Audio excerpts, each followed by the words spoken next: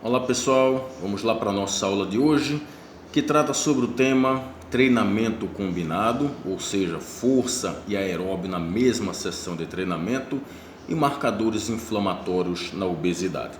Antes de eu começar a falar sobre a relação entre exercício físico e obesidade, eu vou falar para vocês alguns dados emitidos pela OMS, Organização Mundial de Saúde, em 2016, onde naquele ano nós tínhamos aproximadamente 39% dos adultos com sobrepeso no mundo e 13% com obesidade.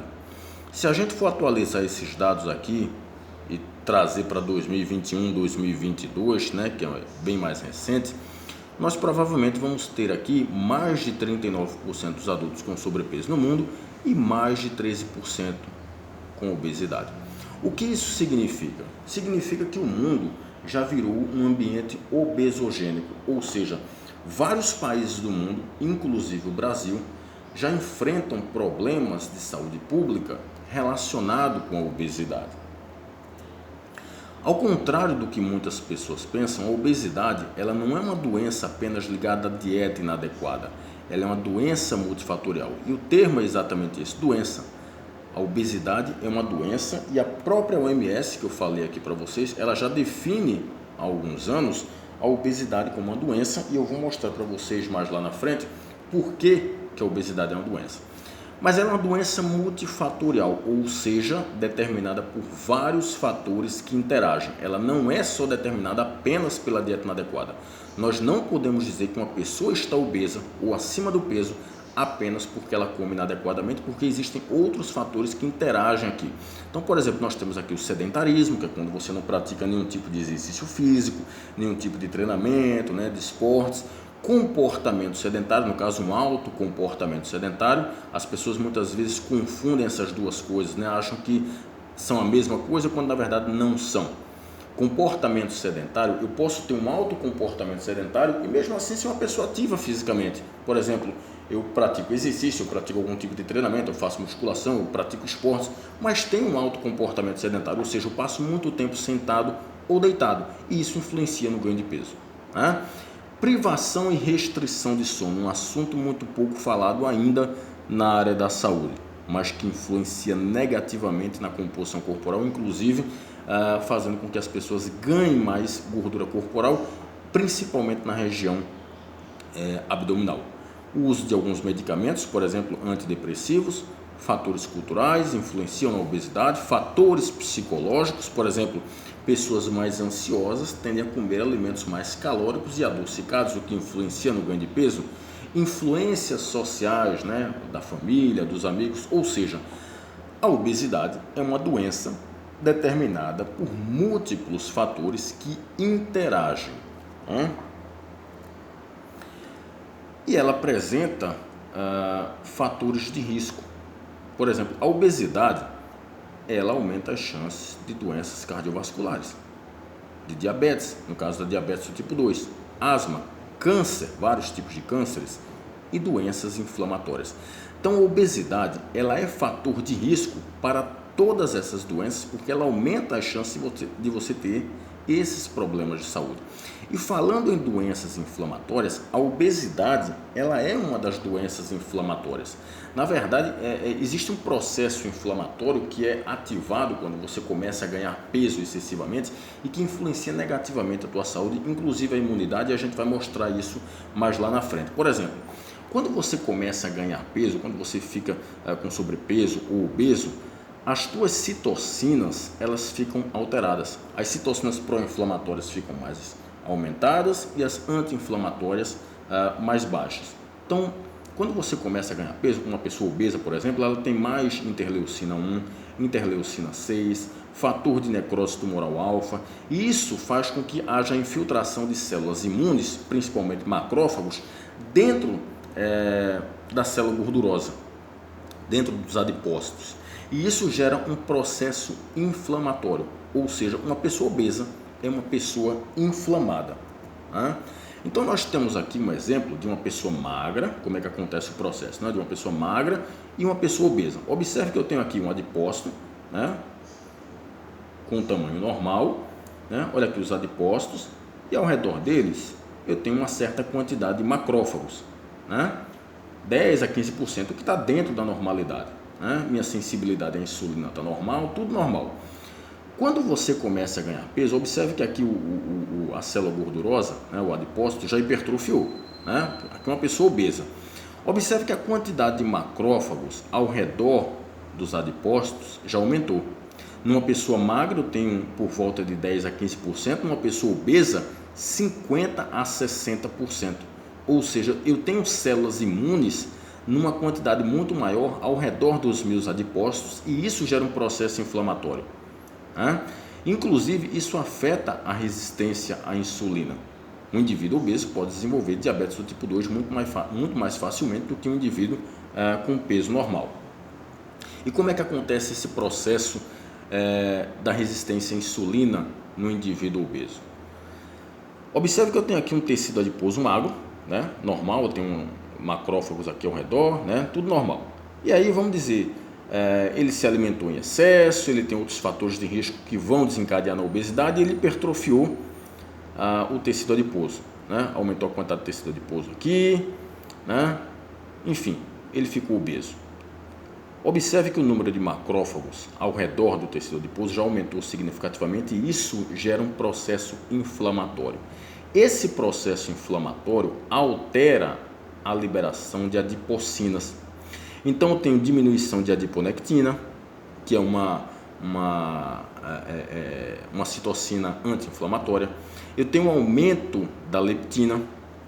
E aí você pode questionar, como assim o obeso tem aumento da leptina? A leptina não é um hormônio anorexígeno, ou seja, inibidor da fome? É porque o obeso ele tem resistência à leptina. Ela está lá, mas ela não consegue fazer a sua função apropriadamente. Então ele tem diminuição da adiponectina, aumento da leptina, aumento da resistina, né? Resistina vem de resistência, é uma citocina muito ligada à resistência à insulina quando ela está com os níveis aumentados, né? Aumento do TNF-alfa, que é o fator de necrose tumoral alfa, interleucina 6, diminuição da interleucina 10, e essas adipocinas em níveis alterados, elas mandam informações principalmente para 3 órgãos, o cérebro, o músculo e o fígado.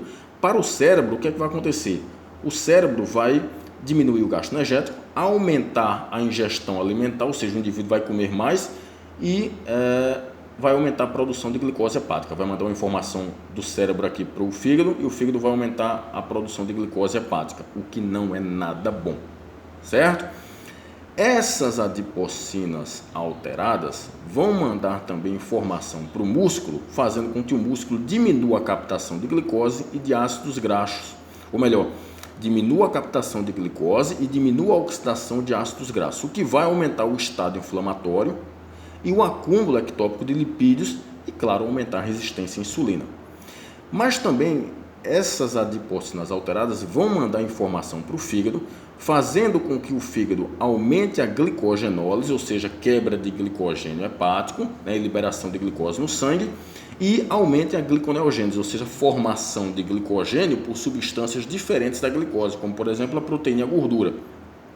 E esses dois processos vão aumentar a glicemia, o que vai aumentar o estado inflamatório e aumentar e acumular mais gordura ectópica no fígado, né? O que termina desencadeando aí na doença do fígado gorduroso, né? Ou esteatose hepática, o que vai aumentar a resistência à insulina.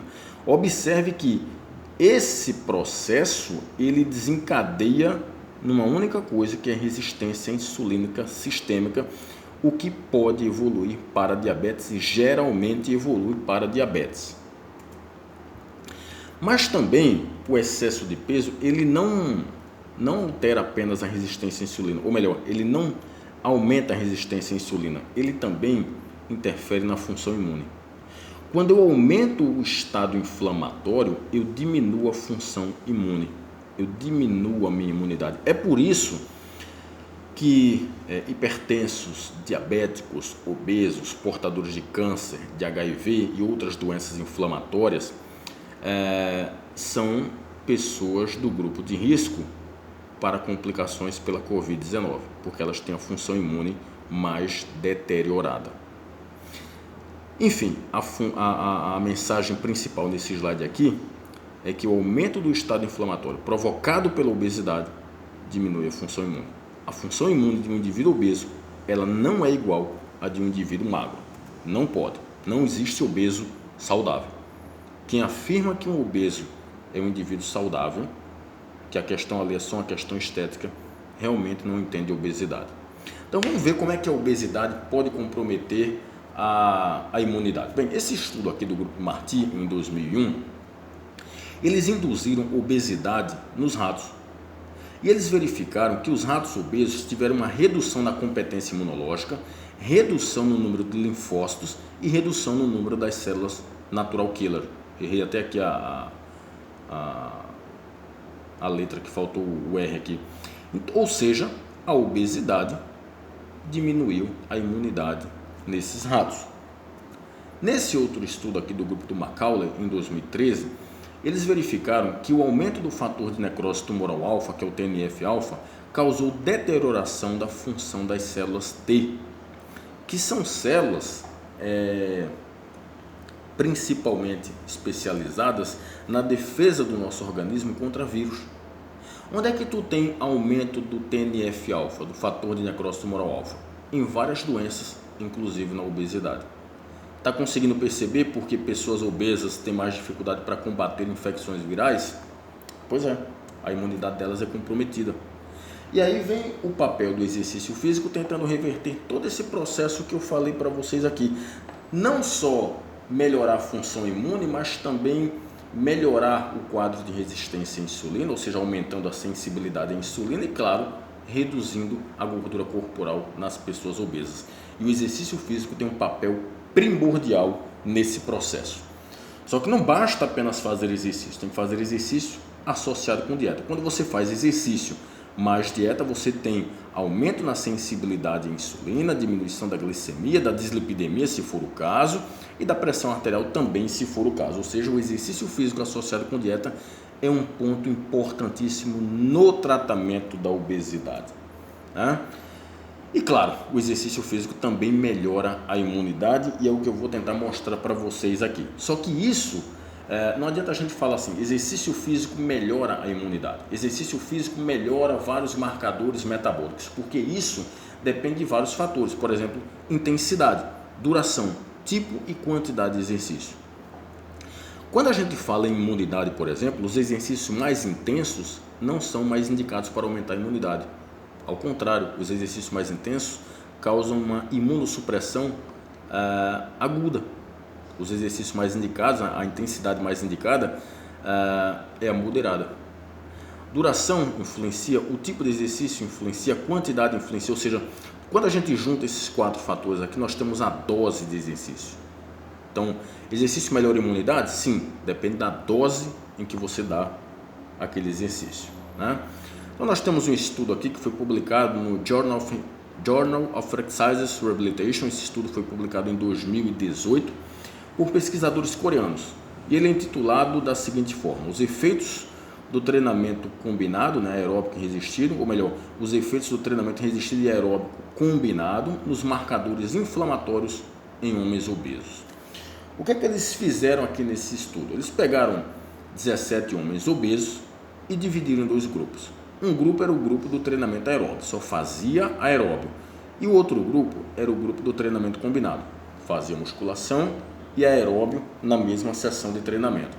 Aqui nós temos a montagem do estudo, né? Eles pegaram 20 pacientes, mas terminaram analisando menos, né? Porque houve perda amostral, né? Então eles analisaram ali um RM, ou seja, força, VO2 máximo, né, capacidade cardiorrespiratória, interleucina 6, fator de necrose tumoral alfa, né, que são citocinas, leucócitos e células natural killers. Eles randomizaram, eles submeteram esses indivíduos a 8 semanas, né, 2 meses de treinamento, 10 foram para o grupo aeróbio, 10 foram para o grupo combinado. Só que aí houve perdas amostrais e aí só ficou 9 no grupo aeróbio e 8 no grupo treinamento combinado, né? E aí eles submeteram esses indivíduos a treinamento e depois de 8 semanas, né, depois de 2 meses, eles mediram tudo aquilo de novo que eu falei para vocês: força, capacidade física, interleucinas, né? Ou melhor, interleucinas não, as adipocinas e algumas células do sistema imunológico, no caso leucócitos aqui, células natural killers, né? E aí o que é que eles observaram? Vamos lá. Como é que foi o protocolo de treinamento desses indivíduos? Eles treinaram durante 8 semanas, né? 2 meses, 1 hora de treinamento, 4 vezes por semana. O grupo aeróbio treinou na esteira com a intensidade de 70% da frequência cardíaca máxima. O grupo combinado fez 30 minutos de aeróbio e 30 minutos de musculação, 2 séries apenas de 10 repetições máximas. Pelo que eu estou observando aqui, eles fizeram aeróbio antes da musculação. Isso já me responde o porquê de alguns resultados desse estudo, eu vou mostrar para vocês lá na frente. E o tempo de intervalo entre as séries foi de 1 minuto e 20 segundos para o grupo aqui da musculação, né? O grupo que fez musculação aqui, o grupo que fez o grupo que fez combinado, né? E aí vamos para os resultados. Em relação ao peso, olha aqui, isso aqui é o grupo aeróbio, tá? E aqui é o grupo combinado. Em relação ao peso, o grupo aeróbio saiu de 86, quase 87 para 83. Perda significativa de peso. Aeróbio perde peso? Perde. E o combinado saiu de 84 para 81. Então houve perda significativa aqui também, né? Só que, pelo que eu estou vendo aqui, o aeróbio numericamente perdeu mais, né? Perdeu 3 aqui, 3 pontinhos, né? Praticamente. Não, perdeu mais não. Foi uma perda muito parecida. Foi significativa e semelhante. Significativa e semelhante. Não vamos olhar o IMC não. Vamos para cá. Percentual de gordura. Olha aqui, ó. Grupo aeróbio saiu de 30 para 28. Perda significativa. Grupo combinado de 28 para 26. Também perda significativa. E se vocês observarem, semelhante. Na força do supino reto, era esperado que o grupo aeróbio não ganhasse força. Claro, eles não treinaram força. O grupo combinado, eles saíram de 77 para 79. Ganho significativo, claro, treinaram força, né? Então era esperado já. No entanto, para o leg press, vamos lá, grupo aeróbio, eles não ganharam nada. Mas no grupo concorrente, também não ganharam nada. Saiu de 261 para 262. Ora, mas o grupo combinado não treinou força, por que eles não ganharam força no leg press? Porque provavelmente a ordem de treinamento influenciou nesses resultados. Observe que o grupo combinado fez primeiro aeróbio e depois foi fazer resistido.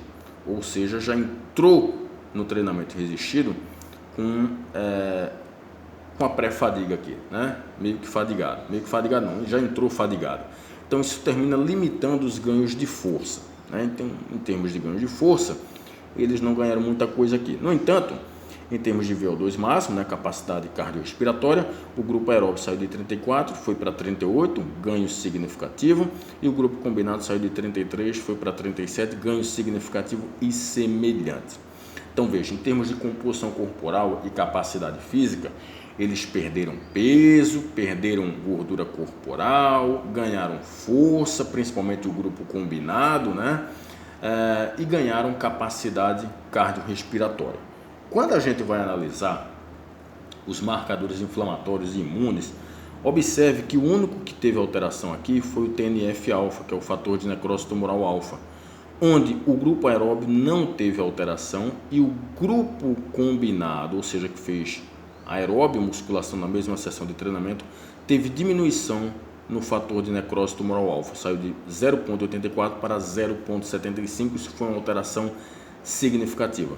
Nos outros marcadores, por exemplo, interleucina 6 não teve alteração praticamente nenhuma, os leucócitos não melhoraram e as células natural killers também não melhoraram. Por que não houve melhoras aqui nesses marcadores imunes, já que o exercício melhora a imunidade? Provavelmente devido ao tempo de intervenção, que foi de apenas 8 semanas. Provavelmente, se o estudo tivesse durado mais algumas semanas ou meses, talvez nós tivéssemos visto aqui alguma alteração positiva na imunidade. Então observe aqui que nós temos a alteração no TNF-alfa, né? É o mesmo dado dessa tabela, só que aqui está mostrando em gráfico. Observe que o grupo combinado teve uma alteração significativa.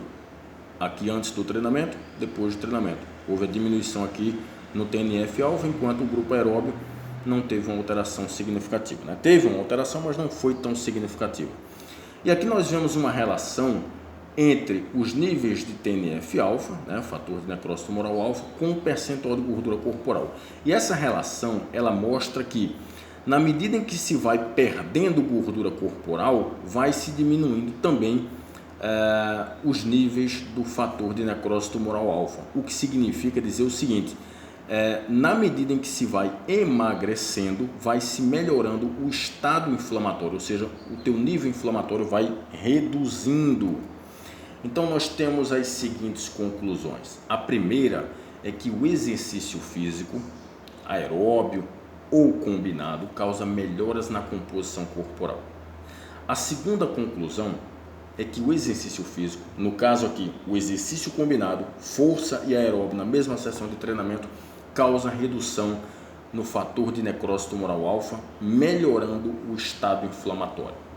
A terceira conclusão é que existe uma correlação entre o TNF-alfa e o percentual de gordura, de forma que, na medida em que eu vou emagrecendo, na medida em que eu vou perdendo gordura, eu vou melhorando o meu estado inflamatório. Ok? Então, eu espero ter contribuído. Um abraço a todos e até mais.